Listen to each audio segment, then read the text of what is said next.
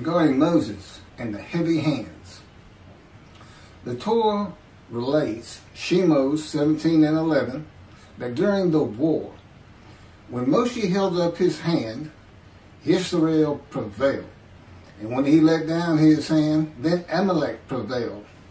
But Moshe's hands were heavy, and Aaron and Chur, who accompanied him, supported his hands. Rashi comments, because he was lax in the commandment of waging war, and appointed another in his stead, Yehoshua, his hands became heavy. We see then that Moshe Rabbeinu should have gone to battle, and when he did not, was punished for his laxity.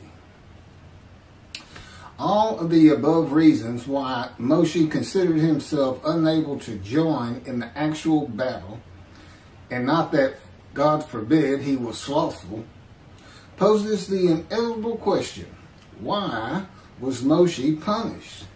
His hands became heavy for doing something which was seemingly so logical. Rashi answers this question by saying that Moshe was punished for being lax in the Mitzvah, and not for being lax in going out to war. For since the war against Amalek was a Mitzvah, a commandment from God, Moshe should have gone to war, and not entertain any of the thoughts to the contrary, no matter how reasonable or logical. A mitzvah must be such that we will obey, and then we will hear. First, one does the deed without entering into any calculations. And since Moshe was lax in the mitzvah, he entered into calculations as to what was best for the conduct of the war, etc. He was punished. All the above is from Shemos, Parshas, Yisroel, 19th day of Shabbat, 5741, 1981, at Riddy.org, edited. Rashi commenting on Genesis 17 and 3. And Abram fell upon his face, and God spoke with him, saying,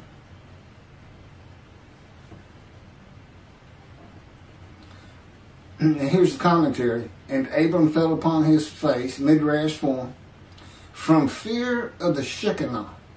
For as long as he was uncircumcised, he did not have the strength to stand when the divine presence stood over him. And that is what is said concerning Balaam in Numbers 24 and 4. Who falls and his eyes are open. Also Numbers, Rabbi 12 and 8. I found this in the Beritha of Rabbi Eliezer, Perkei de Rabbi Eliezer, chapter 29.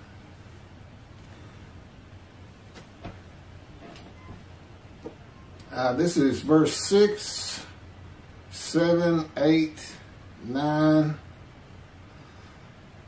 of Genesis chapter 1. God said, let there be an expanse in the midst of the water, that it may separate water from water. God made the expanse, and it separated the water which was below the expanse from the water which was above the expanse. And it was so. God called the expanse sky, heaven. And there was evening and there was morning, a second day.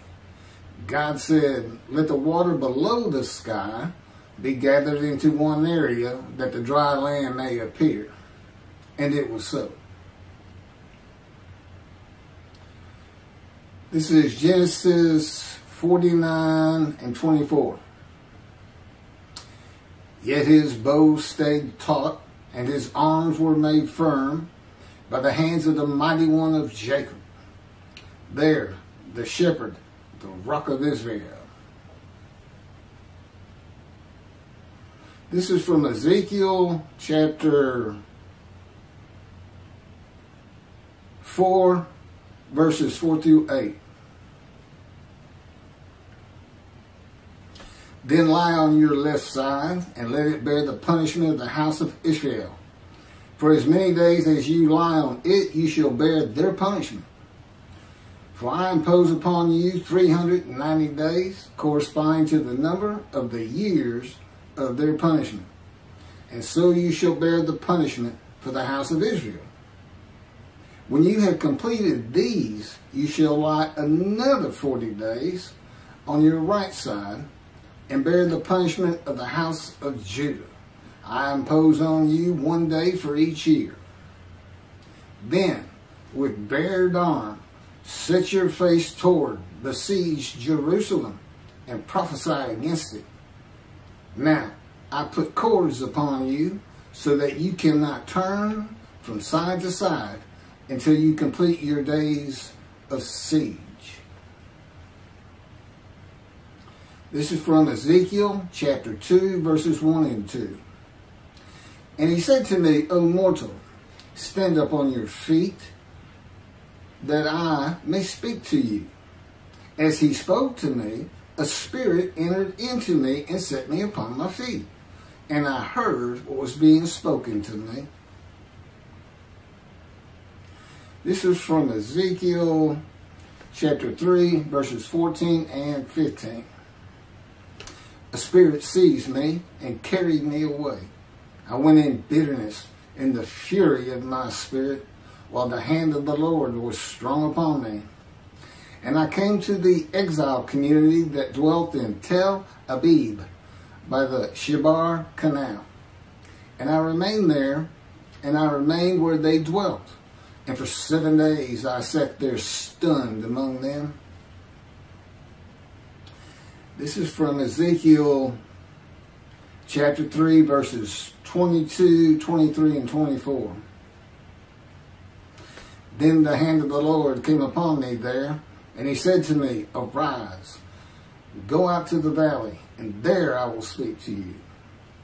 I arose and went out to the valley, and there stood the presence of the Lord, like the presence that I had seen at the Shebar Canal. And I flung myself down on my face, and the Spirit entered into me and set me upon my feet. And he spoke to me and said to me, Go, shut yourself up in your house. Okay, here's my commentary on everything I just read to you. I know the heaviness of the hands of Moshe. And I know how Jacob's arms were made firm by the hands of the mighty one of Jacob. I have been in a constant state of punishment by the power of God since I offered myself and my soul for guilt to him, as the man described in Isaiah 53. That would be verse 10. It is punishment, but there is far more to it than just that. It also was telling Moshe that God was there and that he was in charge of the battle.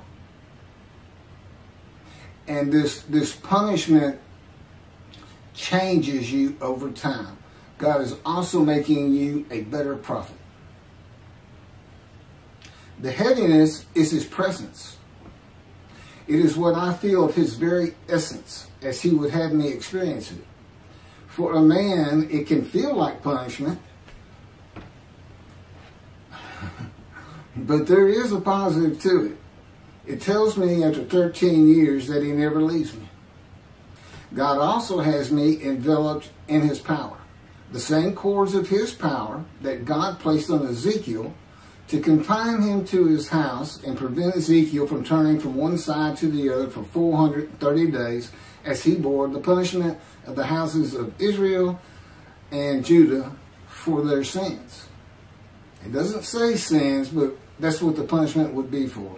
Then there's a reference to, okay, the same heaviness that requires the person of the Spirit of the Holy God to set Ezekiel upon his feet. Now that's not real explicit. You know, it sounds more like he just fell down or he flung himself down. Well, he may have known it or not known it. But God slowed me down many times and then lifted me back up. Again, in other videos, you see this mentioned over and over again, the fire refiner. God is God's boot camp. He's the sergeant and you're the cadet, and he's going to put you through it. The heaviness that required Moses to have the strength to stand when a divine presence stood over him. The verses from Genesis associate waters of the unseen realm of God with the waters of the earth. Unseen waters that are above the sky, because that's the partition. These unseen waters above the sky, that's an element of God's unseen realm that we can't understand or see or know much about.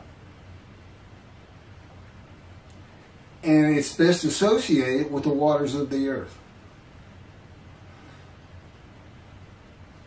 Unseen waters partitioned above and below heaven. Sky. Those below heaven fill the universe and are a part of God's presence. With his power, these unseen waters can do anything that he wills them to do. And God senses and can see the movement of every single thing and person in creation by and through them. Think of a submarine in the ocean, and they send out a ping, and it's a sound wave, and it'll go around rocks and other submarines, this and that, and so you get a picture of what's out there. It's something like that. He doesn't have eyes like human beings. Long ago, God took me to a heavenly room in a vision in body, not in spirit. The purpose was to learn how to bear up to the weight of his presence and these waters that cover the earth when I was walking with him in the cords of his power that enveloped me. It was making me very nauseous. I could feel my body so acutely and real in that room that creation passing before the window actually made me feel car sick, as the weight of his presence and the power around me to offset it was manipulated at his will. It's a little bit complicated, but I've actually spoken about this in other videos. Think of a cardboard box that has been left in a rain or placed in a body of water. It is so light before and so heavy afterwards.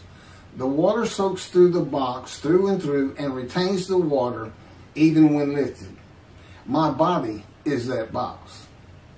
Even my insides can be heavy. Though God decides in his power how much weight I feel at any given moment with the cords of his power. When the vision was over and I was back in the world, the weight of God's presence was much easier to live with. The weight of God's presence is primarily from the waters divided below heaven that cover the earth, but also from his power that flows from his presence. Okay, that finishes my commentary on the punishment of the heavy hands. I have one more to do on the prophet like Moses. I'm going to take a little break and put on the Havitzka and the raising of the Israel flag in the Temple Mount.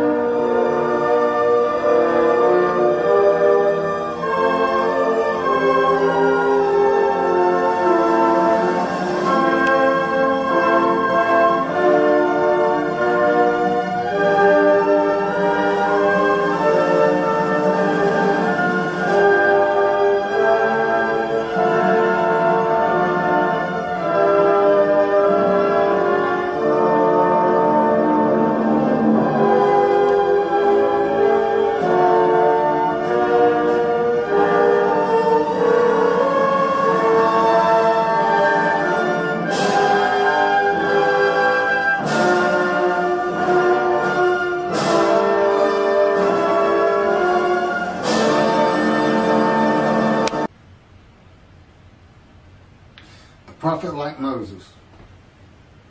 Verses 15, 16, 17, and 18 of chapter 18 of Deuteronomy. This is Moses talking to the Israelites. The Lord your God will raise up for you a prophet from among your own people, like myself. Him you shall heed. This is just what you asked of the Lord your God at Horeb on the day of the assembly, saying, let me not hear the voice of the Lord my God any longer, or see this wondrous fire any more, lest I die. Whereupon the Lord said to me, this is the Lord to Moses, they had done well in speaking thus. I will raise up a prophet for them from among their own people, like yourself. I will put my words in his mouth, and he will speak to them all that I command him.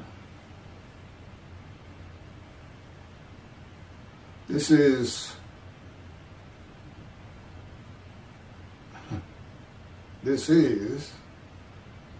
several verses of Exodus, chapter 7,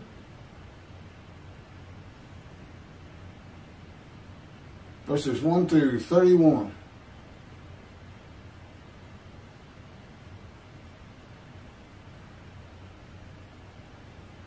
You'll understand why I'm reading this much in it, because I'm going to have commentary on it.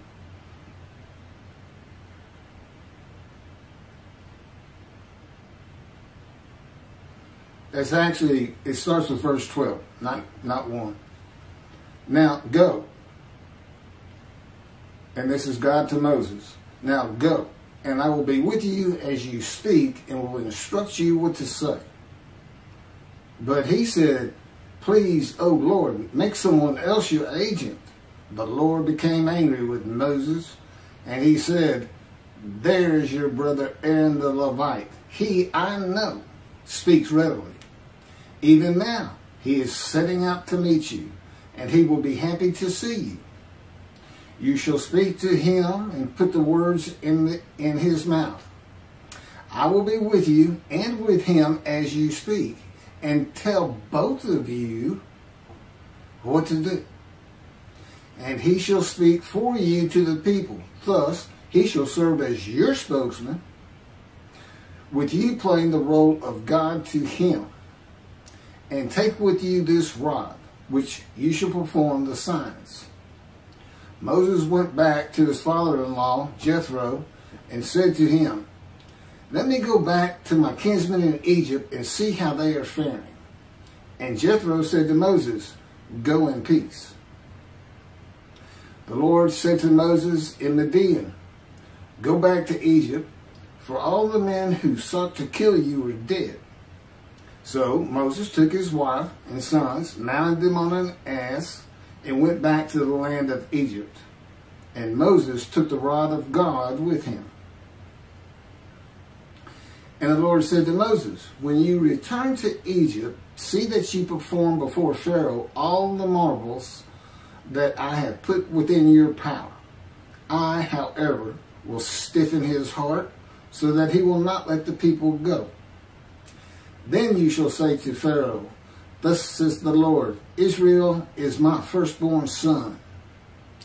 I have said to you, let my son go, that he may worship me, yet you refuse to let him go.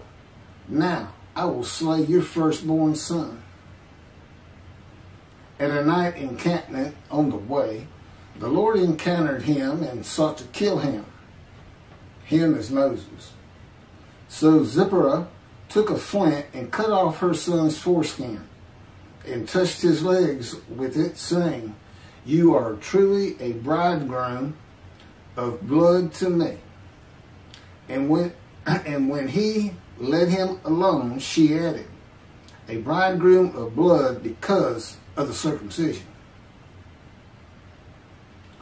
The Lord said to Aaron, go to meet Moses in the wilderness. He went and met him at the mountain of God, and he kissed him. Moses told Aaron about all the things that the Lord had committed to him and all the signs about which he had instructed him. Then Moses and Aaron went and assembled all the elders of the Israelites. Aaron repeated all the words that the Lord had spoken to Moses, and he performed the signs in the sight of the people. And the people were convinced. When they heard that the Lord had taken note of the Israelites and that he had seen their plight, they bowed low in homage.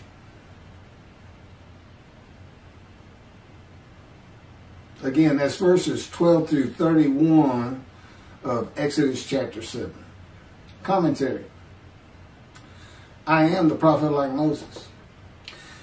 For many reasons, but these in particular, for the reasons that, like Moses, I speak to God face to face. God speaks to me as a friend. I converse with God whenever I so wish. God talks directly to me when he so desires. And I write God's words at his directions.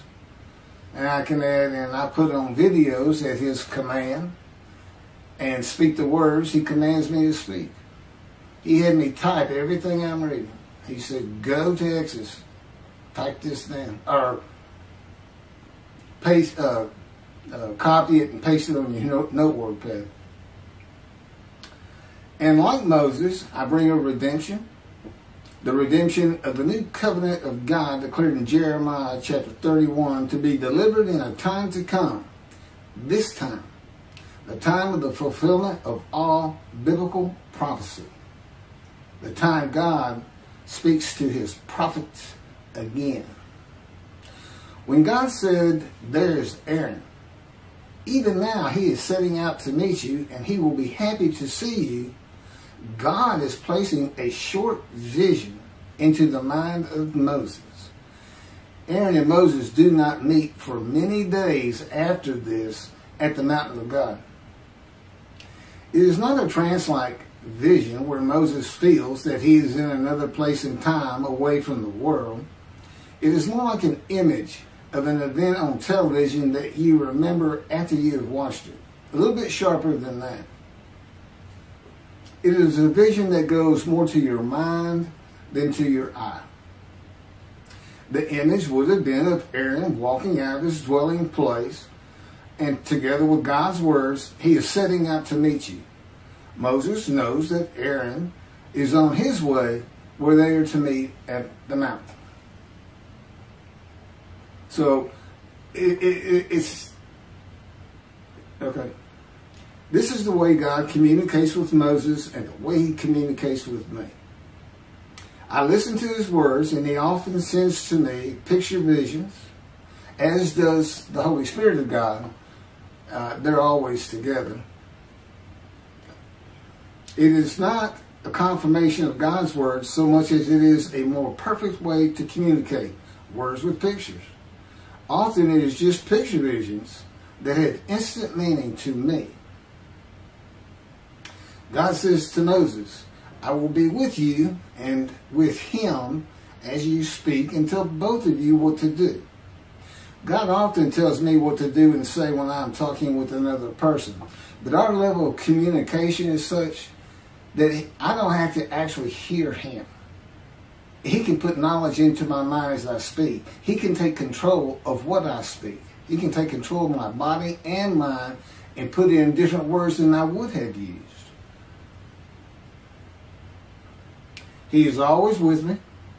I am a host of the Lord of hosts. That means God dwells with me. Now, the communication with God and Aaron is much more limited than the communication between God and Moses. Moses is to speak the words God gives him to Aaron for Aaron to speak to Pharaoh. And God is telling Aaron what to do with the words, such as when to deliver them and the tone to use. Because God says, I'm going to speak to both of you. But all the words he's speaking are coming from Moses. So that's what will be left. When to deliver them, how to deliver them. God tells Moses that Aaron will be his spokesman Moses playing the role of God and Aaron being his prophet, as Moses delivers God's words to Aaron to be spoken to Pharaoh. When Moses speaks the words of God to another person, God is speaking through him, just as God is speaking through me in this video and in all 63 videos that we've prepared over the last month and a week or two. And they're all based on 2 books that he dictated to me as he dictated the Torah to Moses.